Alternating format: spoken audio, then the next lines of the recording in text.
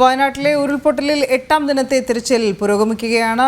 ഇതുവരെയായി report ചെയ്ത മരണം 402. വനമേഖലയിലാണ് ഇന്ന് പ്രധാനമായും തിരച്ചിൽ നടത്തുന്നത്. സൈന്യത്തിന്റെയും വനംവകുപ്പിന്റെയും 12 പേരടങ്ങുന്ന പ്രത്യേക സംഘം 2 ബാച്ചുകളായി തിരിഞ്ഞാണ് തിരച്ചിൽ ഇപ്പോൾ ഏർപ്പെട്ടിരിക്കുന്നത്. ദുരന്ത മേഖലയിലെ നഷ്ടങ്ങളുടെ കണക്കെടുപ്പ് കൂടി ഇന്ന് ആരംഭിക്കുന്നുണ്ട്. മനോജ് വിശദാംശങ്ങളുമായി തത്സമയം ചേരുന്നു. മനോജ്, തിരച്ചിൽ പുരോഗമിക്കുകയാണെന്ന് മനസ്സിലാക്കുന്നു. മറ്റു വിവരങ്ങൾ? തിരച്ചിൽ ഇപ്പോഴും പുരോഗമിച്ചുകൊണ്ടിരിക്കുകയാണ്. സാധാരണഗതിയിൽ എല്ലാ ദിവസവും രാവിലെ മുതൽ വൈകുന്നേരം വരെ മുണ്ടക്കൈ മേഖലയിൽ നടക്കുന്ന തിരച്ചിൽ, അതോടൊപ്പം ചൂരൽമല മേഖലയിൽ നടക്കുന്ന തിരച്ചിൽ, അതിലുപരിയായി ഇന്ന് ഈ പോത്തുകലിൽ നിന്നും സൂചിപ്പാറയിൽ നിന്നും ഇടയ്ക്ക് ഈ സൺറൈസ് വാലിയിലൊക്കെ നടക്കുന്ന തിരച്ചിലിനാണ് പ്രാധാന്യം ഉള്ളത്. കാരണം ഈ മേഖലയിൽ നിന്നും ദുർഗന്ധമുണ്ട് എന്നുള്ള കാര്യം നാട്ടുകാരൊക്കെ തന്നെ നേരത്തെയും പറഞ്ഞിരുന്നു. അതിൻ്റെ അടിസ്ഥാനത്തിൽ ഈ ആളുകൾക്ക് കടന്നു ചെല്ലാൻ പറ്റാത്ത മേഖലയിലേക്ക് പരിശോധന നടത്തിയിട്ടില്ല. ആ നടത്തിയിട്ടില്ലാത്ത മേഖലയിലേക്ക് ഇറങ്ങി ഇന്ന് മുഴുവനും പരിശോധിക്കുക എന്നുള്ള കാര്യം തന്നെയാണ് നേരത്തെ അറിയിച്ചിരുന്നത്. അതിൻ്റെ അടിസ്ഥാനത്തിലാണ് 12 സംഘമായി അങ്ങോട്ടേക്ക് പോവുകയും അതിൽ 2 ബാച്ചുകളായി തിരിഞ്ഞ് ഈ പരിശോധന നടത്തുകയും ചെയ്തിരുന്നത്. ഇതിൻ്റെ ഭാഗമായി ഇവിടെ വനം മന്ത്രിയും അതോടൊപ്പം തന്നെ റവന്യൂ മന്ത്രിയും ഒക്കെ എത്തിയിരുന്നു. DFO അജിത് കെ രാമൻ്റെ നേതൃത്വത്തിലുള്ള സംഘം അങ്ങോട്ടേക്ക് നേരത്തെ തന്നെ പുറപ്പെട്ടിരുന്നു. അതിനുശേഷമാണ് ഈ ഒരു തിരച്ചിൽ നടക്കുന്നത്. സൈന്യവും അതുപോലെ തന്നെ അവിടെ നിന്നും ലഭിക്കുന്ന മൃതദേഹങ്ങളുണ്ടെങ്കിൽ അത് വ്യോമമാർഗം കൊണ്ടുവരുവാനുള്ള സംവിധാനവും ഒക്കെ ഒരുക്കിയിട്ടുണ്ട്. എന്തായാലും തിരച്ചിൽ ഈ സമയവും പുരോഗമിക്കുന്നുണ്ട് എന്നാണ് നമുക്ക് അറിയുവാൻ സാധിക്കുന്നത്. കഴിഞ്ഞ ദിവസം ഈ മേഖലയിലേക്കൊക്കെ കടന്നു ചെന്ന രക്ഷാപ്രവർത്തകർക്ക് തിരികെ കയറി വരാൻ പറ്റാത്ത ഒരു സ്ഥിതിയുണ്ടായിരുന്നു. അത്തരത്തിൽ ഈ സൂചിപ്പാറ മേഖല കേന്ദ്രീകരിച്ച് അല്ലെങ്കിൽ അതിനോടനുബന്ധിച്ചുള്ള പ്രദേശങ്ങളിലുള്ള തിരച്ചിലാണ്. അതോടൊപ്പം പുഴയോരങ്ങളിലുള്ള തിരച്ചിൽ, ഈ പുഴയോരത്ത് മൃതദേഹങ്ങൾ എന്തെങ്കിലും തങ്ങി നിൽക്കുന്നുണ്ടോ എന്നുള്ള പരിശോധനയാണ്. കാരണം ഇവിടെ നിന്നും എത്തിയ മൃതദേഹങ്ങൾ പലതും ഈ പുഴ വഴി ചാലിയാറിലൊക്കെ എത്തിയിരുന്നു എന്നുള്ള കാര്യവും അതിന് സമീപത്ത് പലയിടങ്ങളിലും കണ്ടതായും അവിടെ നിന്നും ഇങ്ങോട്ടേക്ക് കൊണ്ടുവരേണ്ട ഒരു സാഹചര്യവും ഉണ്ടായി. അത്തരത്തിൽ ഇവിടെ നിന്ന് പോയിട്ടുള്ള ഏതെങ്കിലും മൃതദേഹങ്ങൾ അങ്ങനെ എവിടെയെങ്കിലും ഉണ്ടെങ്കിൽ അതിനെ തിരികെ കൊണ്ടുവരിക, ആ വിധത്തിലുള്ള പരിശോധന എന്തെങ്കിലും ആ ഭാഗത്തുണ്ടെങ്കിൽ അതിനെ കണ്ടെത്തുക എന്നുള്ള തരത്തിലുള്ള പരിശോധനയാണ്. പ്രത്യേക ഡോഗ് സ്ക്വാഡും ഇതിനു വേണ്ടിയുണ്ട്. എന്തായാലും ഈ ഒരു പരിശോധന ഇപ്പോൾ ഓരോ മേഖലയിലായി പുരോഗമിക്കുകയാണ്. കഴിഞ്ഞ ദിവസങ്ങളിലൊക്കെ വിവിധ സോണുകളായി തിരിച്ച് പരിശോധന നടത്തിയിരുന്നു. നേരത്തെ പരിശോധിക്കാത്ത സ്ഥലങ്ങൾ കൃത്യമായും ഒരിട പോലും വിടാതെ എല്ലാ സ്ഥലങ്ങളും പരിശോധിക്കുക എന്നുള്ളതാണ്. ഓരോ മേഖലയും കേന്ദ്രീകരിച്ച് മുണ്ടക്കൈ, ചൂരൽമല, അട്ടമല, ബാക്കിയുള്ള ഈ സൂചിപ്പാറ, അതിനോടനുബന്ധിച്ചുള്ള സൺറൈസ് വാലി, മറ്റ് പോത്തുകല്ലിൽ വരെ ഈ തിരച്ചിൽ നീളുന്നു എന്നുള്ളതാണ്. സാധാരണഗതിയിൽ തിരച്ചിൽ നടത്തുന്ന സന്നദ്ധ സംഘടനകളുടെ പ്രവർത്തകരടക്കം ഈ മുണ്ടക്കൈ മേഖലയിലേക്ക് പോയിട്ടുണ്ട് എന്നുള്ളതാണ്. രാവിലെ മുതൽ തന്നെ അവർ ഈ ചൂരൽമലയിലെത്തി അവിടെ നിന്നും മുണ്ടക്കൈയിലോട്ട് പോയി. ഇപ്പോൾ ചൂരൽമലയിൽ NDRFിൻ്റെയും ഫയർഫോഴ്സിൻ്റെയും ഒക്കെ സംഘം ഒരു ഭാഗത്ത് തിരച്ചിൽ നടത്തുന്നുണ്ട്. അവിടെ കേന്ദ്രീകരിച്ച് പല റോഡുകളുമുണ്ട്. ഈ വില്ലേജ് റോഡിൽ നിന്ന് കഴിഞ്ഞ ദിവസം ഒരു മൃതദേഹവും ഒരു ശരീരഭാഗവും ലഭിച്ചിരുന്നു. അതൊക്കെ തന്നെ മേപ്പാടിയിലേക്ക് കൊണ്ടുപോയി. അത്തരത്തിൽ ഓരോ ദിവസം തിരച്ചിൽ നടത്തുമ്പോഴും വിവിധ ഇടങ്ങളിൽ നിന്നായി മൃതദേഹങ്ങൾ കണ്ടെത്തുന്ന സാഹചര്യമാണ് നിലവിലുള്ളത്. അതുകൊണ്ട് തന്നെ മരണസംഖ്യ ഓരോ ദിവസവും ഉയർന്നുകൊണ്ടേയിരിക്കുന്നു എന്നുള്ളതാണ്. ഇതിൽ കാണാതായവർ നിരവധിയാണ്. ഈ കണക്കുകളിലൊന്നും തന്നെ ഒതുങ്ങുന്നതല്ല എന്നാണ് നാട്ടുകാരുൾപ്പെടെ പറയുന്നത്. അത്തരമൊരു സാഹചര്യത്തിലാണ് ഈ ഒരു പരിശോധന ശക്തമാക്കുവാൻ വേണ്ടി തീരുമാനിച്ചിരിക്കുന്നത്. എന്തായാലും നിലവിലെ മരണസംഖ്യയിൽ നിന്നും ഉയരാനുള്ള സാധ്യത കൂടുതലാണ് എന്നുള്ള കാര്യം തന്നെയാണ്. കണ്ടെത്താനുള്ള ആളുകളുടെ എണ്ണം ഈ കണക്കുകൾ പറയുന്നതിന് അപ്പുറത്തേക്ക് നിരവധിയായുണ്ട്. എന്തായാലും അതൊക്കെ തന്നെ ഈ തിരച്ചിലിൻ്റെ ഭാഗമായി കൂടുതൽ ആളുകൾ തിങ്ങിപ്പാർക്കുന്ന സ്ഥലമൊക്കെ തന്നെ നേരത്തെ പരിശോധിച്ചിരുന്നു. അവിടെ നിന്നും കിട്ടാവുന്ന ഏകദേശം ശരീരഭാഗങ്ങളും അതോടൊപ്പം തന്നെ മൃതദേഹങ്ങളും ഒക്കെ ഇങ്ങോട്ടേക്ക് എത്തിച്ചിട്ടുണ്ട്.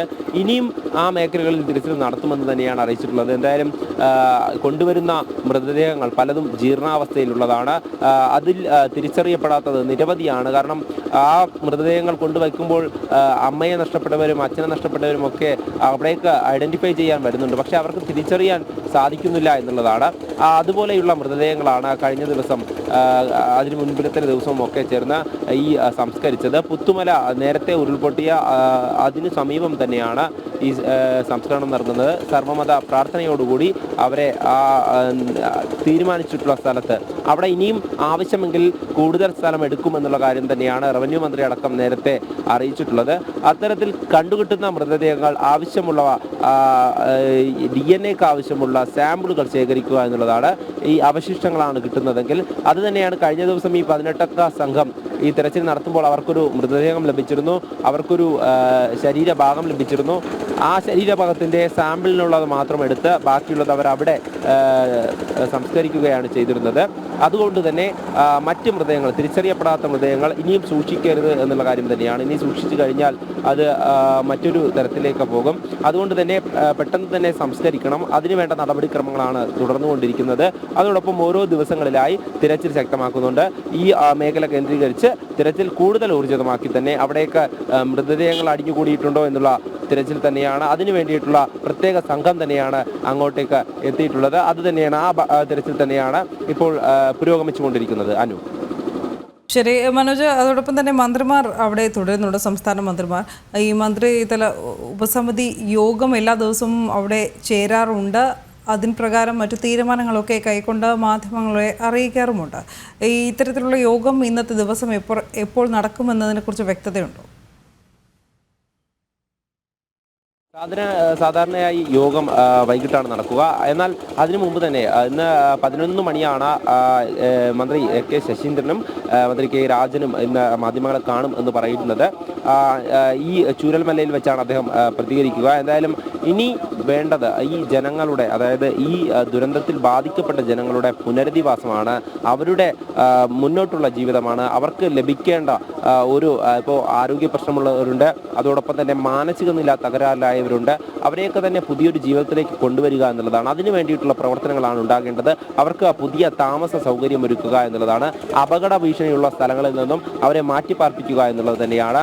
അതൊക്കെ ഏത് തരത്തിൽ സാധ്യമാവും എന്നുള്ള കാര്യം തന്നെയാണ്. അതിലൊരു ആശങ്ക ഈ ജനങ്ങളുടെ ഇടയിൽ നിലനിൽക്കുന്നുണ്ട്. ദുരിതാശ്വാസ ക്യാമ്പുകളിലേക്ക് പോകുമ്പോൾ അവർ നമ്മളോട് പറയുന്നതിലൂടെ നമുക്കത് മനസ്സിലാകും. കാരണം പുത്തുമലയിൽ ഉൾപ്പെടെ ഇത്തരം വലിയൊരു ദുരന്തം നടന്നിട്ടും അവർക്ക് ഇതുവരെയും ശരിയായ രീതിയിലൊരു പുനരധിവാസം അല്ലെങ്കിൽ അവർക്ക് കിട്ടേണ്ട കാര്യങ്ങൾ പലതും കിട്ടിയില്ല എന്ന് അവിടെയുള്ള ജനങ്ങൾ തന്നെ വിളിച്ചു പറയുമ്പോൾ ആ ഒരു ആശങ്ക തന്നെയാണ് ഈ ദുരന്തത്തിൽ ബാധിക്കപ്പെട്ട നിരവധി പേർക്കുള്ളത്. കാരണം ഇതിൽ ബാധിക്കപ്പെട്ടവരേറെയാണ്. ഇത്രയും പേരെ എങ്ങനെയാണ് പുനരധിവസിപ്പിക്കുക, അല്ലെങ്കിൽ അവർക്ക് വേണ്ട കാര്യങ്ങൾ എങ്ങനെയാണ് ചെയ്യുക എന്നതിനെ പറ്റിയിട്ടുള്ള വ്യക്തമായ ഒരു പ്ലാൻ തയ്യാറാക്കേണ്ടതുണ്ട്. അതിനെപ്പറ്റി മന്ത്രിമാരടങ്ങുന്ന സംഘം വ്യക്തമാക്കേണ്ടതുണ്ട്.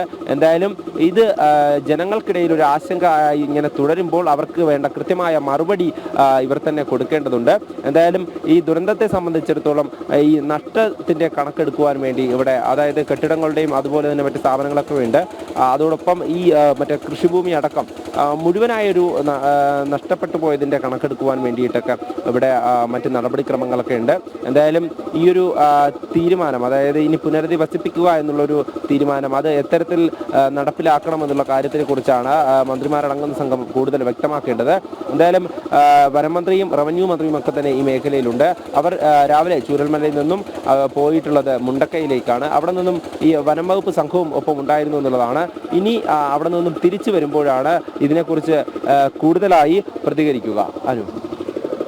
ശരി, മനോജാണ് തത്സമയ വിവരം ചൂരൽമലയിൽ നിന്ന് നൽകിയത്.